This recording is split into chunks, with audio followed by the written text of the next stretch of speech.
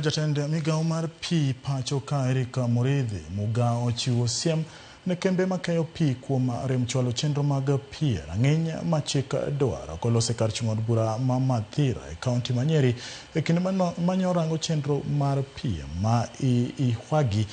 mageto chwalo pi ne anyuola madikal 25,000 nyokwayo apisas mag arita kwe mondo ochiw arita makare ne kembe pi e gwenge makono ma tok fwenyo ni nitie chije moko ma osebedo ka monjo kuonde pi tok gedo mage.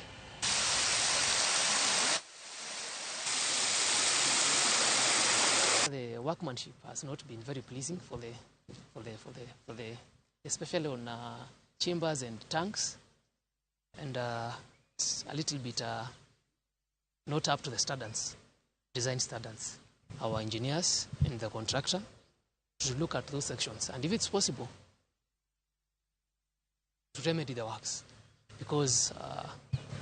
we owe it to the people of Nyeri and the people of Kenya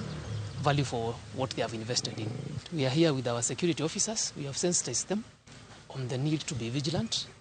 and also we are calling on all stakeholders, not only in Nyeri, but all over the country, to watch over the water infrastructure for sustainability and future